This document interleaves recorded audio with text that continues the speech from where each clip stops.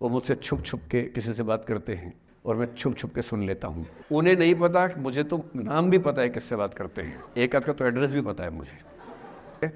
मुझे पसंद नहीं करेगी, तब तुम मेरे पास आना प्रिय, मेरा दर खुला है खुला ही रहेगा तुम्हारे लिए। ये क्लिनिक खुला है खुला ही रहेगा तुम्हारे लिए, तब तुम मेरे पास आना प्रिय, ये ठेला खड़ा है खड़ा ही रहेगा तुम्हारे लिए। 3-4 प्रसंग होते हैं। एक होता है कि आप किसी को बहुत चाहते हैं पर वो आपको नहीं चाहता। आपकी उम्र में ये सब तो खेल होता है, और क्या खेल होता है। मेरे घर में 2 बच्चे हैं 17 साल के, तो मैं उनको देख के समझता रहता हूँ। वो मुझसे छुप छुप के किसी से बात करते हैं और मैं छुप छुप के सुन लेता हूँ। तो उन्हें नहीं पता, मुझे तो नाम भी पता है किससे बात करते हैं, एक आध का तो एड्रेस भी पता है मुझे।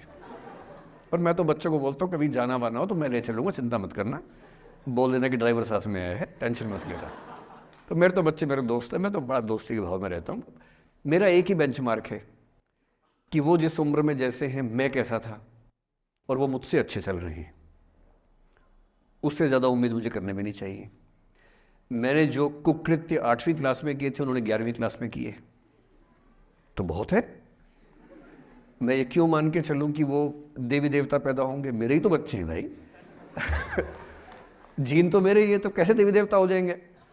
तो ज़्यादा उम्मीदें क्यों पालनी है बच्चों से भी? मैं क्यों चाहूँ कि मेरा बच्चा आईएएस जॉब करे? क्यों करे? वो आईएएस भी क्यों करे? उसका मन करेगा तो करेगा। अगर वो कहेगा कि मुझे स्टार्टअप करना है, स्टार्टअप कर लो भाई। अगर वो कहेगा मुझे कुछ और नौकरी करनी है प्राइवेट सेक्टर में, तो वो कर लो। मैं क्यों ठेकेदार बनूँ उसका भाई? मैं क्यों ये चाहूँ कि वो मेरे रास्ते पर चले, मुझसे बेहतर बने? ये सब बेकार की बातें हैं। तो मैं कुछ सूत्रों में आपको बात बताता हूँ। इस उम्र में आप कितना उसको फॉलो कर पाएंगे मुझे नहीं पता, लेकिन कोशिश करेंगे तो कुछ तो फ़ायदा होगा ही। पहला सूत्र मेरा आप लोगों के लिए ये है कि जब आप किसी को पसंद करें और वो आपको पसंद ना करे, तो टेंशन नहीं लेनी है, तेज़ाब तो नहीं उठाना है। ठीक? कई लोग इस मूड में रहते हैं, मुझे पसंद नहीं करेगी, मैं राजा हूँ, मैं नवाब हूँ, मुझे पसंद नहीं करेगी। अरे तू क्या है भाई? नहीं पसंद हो तो नहीं पसंद हो, ये क्या बात हुई? सबसे पहले अपने अंदर से लोकतांत्रिक बनिए, डेमोक्रेटिक बनिए। जैसे आपको हक है किसी व्यक्ति को पसंद करने का, उसको भी हक है किसी को पसंद या नापसंद करने का। यदि कोई ऐसा व्यक्ति जिसको आप पसंद नहीं करते वो आपको प्रपोज करे, तो आप उसको मना ही तो करेंगे। बस मना इज्जत से कीजिए, किसी को बेआबरू करके मत भेजिए। ये नहीं कि अच्छा तुम शीशा देखा है कभी, रुको रुको आईना मेरी जेब में लो। ऐसे नहीं करना है। बड़े बेआबरू होकर तेरे कूचे से हम निकले, वो वाला भाव जो गालिब को आया था, वो भाव नहीं आना चाहिए। अगर कोई आपको कभी प्रपोज करे, आप लोगों की उम्र है, ये सब चलता ही होगा आप लोगों के बीच में। मैं आपके टीचर से सामने बोल रहा हूँ, लेकिन मैं ऐसा ही हूँ। मैं जानता हूँ कि आपकी उम्र में से होता होगा, सब जानते हैं, तो होता ही होगा। कभी किसी से ये उम्मीद मत करना कि वो आपको पसंद करे ही करे। यदि कोई रिजेक्ट करे, बस हाँ, रिजेक्शन थोड़ा प्यार से होना चाहिए, बदतमीजी से नहीं होना चाहिए। उसके अधिकारों का उतना ही सम्मान कर रहे हैं जितना आप अपने अधिकार का सम्मान करते हैं। कि ठीक है भाई, आपको मैं पसंद नहीं, कोई बात नहीं, तू नहीं कोई और सही, कोई और नहीं कोई और सही। बहुत लंबी है जमी मिलेंगे लाख हंसी, इस ज़माने में सनम तू अकेली तो नहीं। कितने लोग हैं दुनिया में, ऐसा क्या है? और मैंने बहुत प्यारे प्यारे बच्चों को देखा रोते बिलखते हुए कि मैंने उसको प्रपोज किया, उसने मुझे मना कर दिया। अंकल, छोटे छोटे बच्चे आजकल मुझे मुझे लव गुरु मानते हैं अपने आसपास। वो मेरे पास आके ऐसी ऐसी बातें बताते हैं बड़ी क्यूट तोतली आवाज़ में। मैंने उसको प्रपोज किया, उसने मुझे ऐसे ऐसे वाली आवाज़ में एकदम रोते बिलखते हुए। तो मैं बोलता हूँ बधाई हो बहुत बहुत तुम्हें, कॉन्ग्रेचुलेशन। मैंने अपनी ज़िंदगी में ऐसे 50 मामले देखे, और 50 में से कम 49 मामले में जब कहीं दिल नहीं लगा, बाद में उससे बेहतर ही व्यक्ति मिला। अगर कभी ऐसा हो ना, मन ही मन में बधाई देना अपने आप को कि बच गया। हाँ बोल देता तो फंस जाती, हाँ बोल देते तो मर जाता।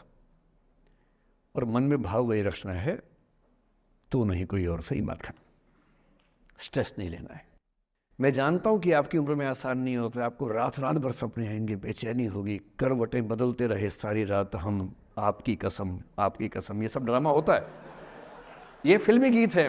मुझे गीत कविता इतना याद है कि मुझे हर बात में वही दिमाग में आता है, मैं क्या करूँ। ये होता है आपकी उम्र में, पर वो भी एक फेज़ है। अगर ये फेज नहीं जिया तो भी क्या जीवन जिया। कभी कभी बेचैनी भी तो होनी चाहिए, वरना ज़िंदगी में मज़ा क्या है।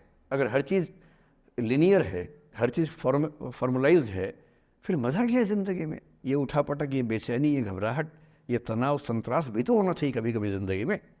इससे बुरी स्थिति तब होती है जब आप किसी रिलेशनशिप में हैं और वहाँ ब्रेकअप हो जाए, ये भी होता है। देखिए, मैं आपको बड़ी खरी खोटी सुनाने के मूड में हूँ। जिस जिस तरह का प्रेम आप लोगों की पीढ़ी में होता है, मैं ये नहीं कह रहा कि आपकी पीढ़ी ख़राब है, हर पीढ़ी ऐसी होती है, बस ये कि आपकी पीढ़ी को सुविधाएं ज़्यादा मिल गई हैं।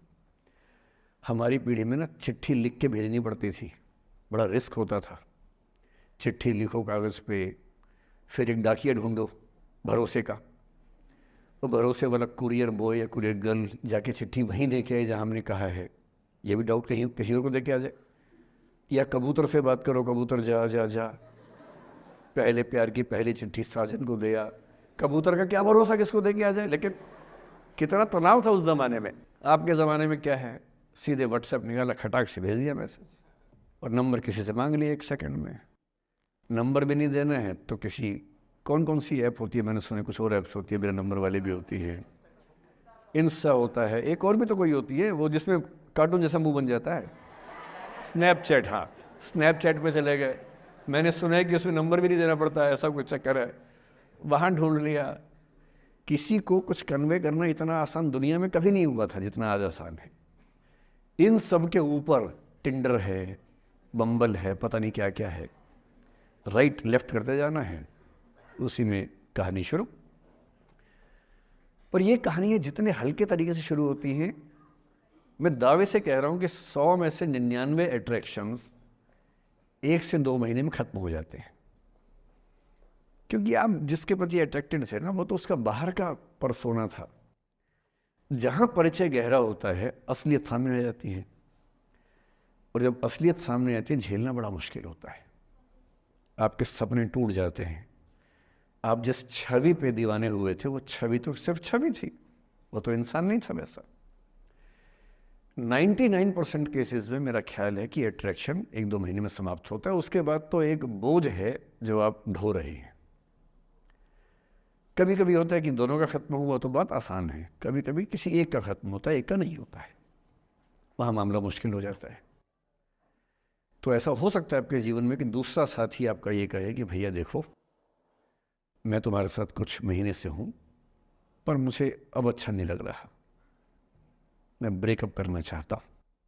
मैं आपसे ये निवेदन करूँगा कि ये मान के मत चलना कि उसने आपको धोखा दिया है, क्योंकि बच्चे तुरंत उस मुद्रा में आते हैं, अच्छा अब मैं कुल्हाड़ी उठा लूँगी, अब मैं तेजाब उठा लूँगा, तूने मुझे धोखा दिया है, तूने मुझे चीट किया है, you are a cheat, you are a liar, you are a पता नहीं क्या क्या। पता, इंग्लिश में गालियाँ बड़ी सुंदर देते हैं बच्चे। मैं ये कहना चाह रहा हूँ कि इस बात की संभावना मान के चलिए कि हो सकता है कि आपके साथ 2 महीने रहने के बाद सच में उसको ये लग जाए कि आपके साथ ट्यूनिंग ठीक नहीं है, या आपको लग जाए कि आपकी ट्यूनिंग उस व्यक्ति के साथ ठीक नहीं है। और किसी मुर्दा को अपने पास पकड़ के रखना उसका मज़ा नहीं है। आप किसी को बांध तो लेंगे, पर जब उसका दिल आपके पास है ही नहीं, दिल विहीन लाश अपने पास टिका के रखना, एक मुर्दे को बांध के रखना, इससे बेहतर है जाने दो। वो अफसाना जिसे अंजाम तक लाना ना हो मुमकिन, उसे एक खूबसूरत मोड़ देकर छोड़ना अच्छा। और ये खूबसूरत मोड़ कैसे होगा? अगर कोई जाना चाह रहा है तो आपके पास 3 ऑप्शंस हैं। एक, ना उसको अच्छे से बात करे ना ख़राब से बात करे, न्यूट्रल होके जाने दे। एक, उसको धमकी दे, बर्बाद कर दूंगा, छोड़ूंगा नहीं, तो निकल के देख घर से, तेरे एड्रेस पता करवा लूँगा, मेरे साथ 50 दोस्त हैं, मेरे सारे आवारा हैं, सारे बेरोज़गार हैं, सारे कुंठित लोग हैं, सारे गुंडे मवाली हैं, उनका धंधा यही है, तेरे पीछे छोड़ दूंगा सबको। एक ही तरीका है। और तीसरा ये कि ठीक है यार, ऑल द बेस्ट, जा सिमरन जा, जी ले अपनी ज़िंदगी। अरे ठीक है, हो सकता है मैं तुझे ठीक नहीं लगा, कोई बात नहीं, लेकिन किसी से मिलो तो बढ़िया से मिलना, तेरी ज़िंदगी अच्छी हो। मैं भी ढूंढ ही लूँगा किसी न किसी को, थोड़ी हेल्प कर दियो, कहीं इंट्रो करवा दियो मेरी भी, लेकिन ठीक है तू भी जा। ये होता है खूबसूरत मोड़ देकर छोड़ना अच्छा। चिपकू नहीं बनना है किसी के पीछे, ना बोरा जाना है, कि तुम जाओ, मैं तो दीवाना, स्थाई दीवाना हूँ तुम्हारा। कोई जब तुम्हारा हृदय तोड़ दे, तड़पता हुआ जब तुम्हें छोड़ दे, तब तुम मेरे पास आना प्रिय, मेरा दर खुला है, खुला ही रहेगा तुम्हारे लिए। वाह। पहले के ज़माने में बेरोज़गारी का ये लक्षण था। हम जब छोटे थे ये गाने सुनते थे, हम ये सुन के बड़े हुए कि ऐसे ही करना पड़ता है शायद प्रेम में। तो हमारे स्कूल में लोगों ने इसका पैरोडी बनाई। जब कोई तुम्हारा सर फोड़ दे, तड़पता हुआ जब तुम्हें छोड़ दे, तब तुम मेरे पास आना प्रिय, ये क्लिनिक खुला है, खुला ही रहेगा तुम्हारे लिए, तो बस आ जाना। जब कोई तुमको सड़क पे छोड़ दे, गाड़ी अपनी वहाँ से मोड़ ले, तब तुम मेरे पास आना प्रिय, ये ठेला खड़ा है, खड़ा ही रहेगा तुम्हारे लिए। क्यों भाई, क्यों खड़े रहोगे? बेरोजगार हो क्या? अरे ठीक, जा सिमरन जा, जी ले, और मैं भी जा रहा हूँ जीने के लिए। ये दीवाना नहीं बनना है कि तुम मतलब मुझे ना चाहो तो कोई बात नहीं, किसी और को चाहोगी तो मुश्किल होगी। अजीब हाल है यार। तुम ठेकेदार हो कि तेरा ठेका मेरे पास है, नहीं तो किसी के पास नहीं है। अजीब हाल है। अरे ठीक है भाई, उसकी ज़िंदगी है, जीने दो उसको। क्यों किसी की ज़िंदगी में इतना हावी होने का प्रयास करना है? जब आप नहीं चाहते कि आपकी ज़िंदगी में कोई हावी हो, आप क्यों किसी की ज़िंदगी में इतने हावी होंगे? और जब बहुत दर्द हो ना, हमेशा दूसरे के पर्सपेक्टिव से भी सोच के देखिए कि उसको ऐसा क्यों करना पड़ा। क्या पता कोई मजबूरी हो, कभी कभी होती है।